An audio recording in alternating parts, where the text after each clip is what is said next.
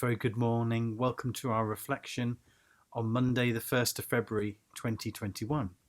Hello, my name is Bob. I'm the curate here at Scholes, Fauna and Barrack. And our Bible passage this morning is Mark 5, 1 to 20. Jesus heals the Gerasene Demoniac. They came to the other side of the lake, to the country of the Gerasenes. And when he had stepped out of the boat, immediately a man out of the tombs with an unclean spirit met him. He lived among the tombs, and no one could restrain him any more, even with a chain. For he had often been restrained with shackles and chains. But the chains he wrenched apart, and the shackles he broke in pieces, and no one had the strength to subdue him. Night and day among the tombs and on the mountains, he was always howling and bruising himself with stones. When he saw Jesus from a distance, he ran and bowed down before him, and he shouted at the top of his voice, "What have you to do with me, Jesus, Son of the Most High God? I adjure you by God, do not torment me." For he had said to him, "Come out of the man, you unclean spirit." Then Jesus asked him, "What is your name?" He replied, "My name is Legion, for we are many." He begged him earnestly not to send him out of the country. Now there on the hillside a great herd of swine were feeding, and the unclean spirit begged him, "Send us into the swine, let us enter them." So he gave them permission, and the unclean spirit came out and entered the swine, and the herd, numbering about 2,000, rushed down the steep bank into the lake, and were drowned in the lake. The swineherds ran off and told it in the city and in the country. Then people came to see what it was that had happened.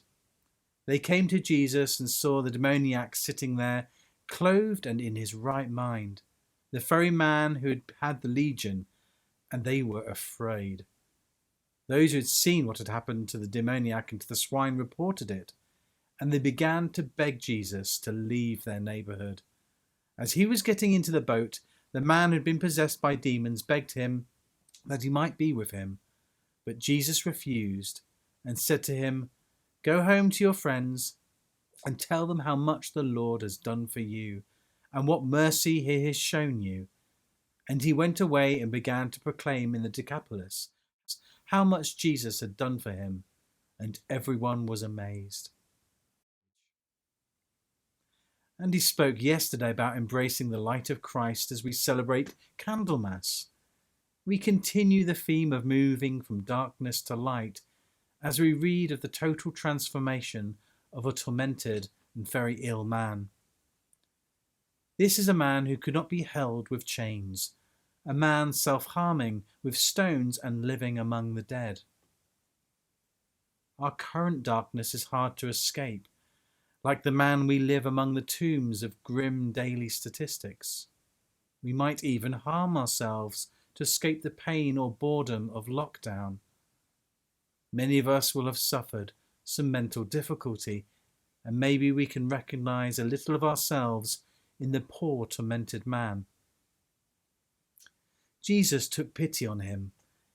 He saw the forces at work had bound his life, turning this man to self-destruction and the damage of others.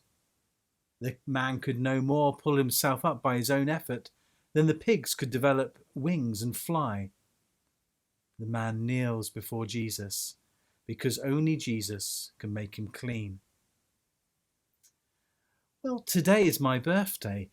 I celebrate 50 years of life on this good earth, sharing the day with St. Bridget of Kildare. There will be no party for me today, but I cannot tell you how grateful I am to be alive. Some time ago, I was much more like the man who met Jesus, and some days I edge towards that distant me again. Some days I'm not as grateful as I should be, yet somehow transformation continues, not because I am strong, but because I am weak, and God is overflowing with goodness. The man reacts in the most beautiful way to his healing. He wants to be with Jesus, but Jesus sends him out knowing that the man's witness will save many others. Jesus says to him, "Go home to your friends and tell them how much the Lord has done for you and what mercy he has shown you." Well, I pray that you find healing at Christ's feet and that others will see the difference Christ has made in you. I also pray that whatever chains and stones are in your hand, you may know God's presence in your suffering and be brought to new life as you too meet Jesus. Amen.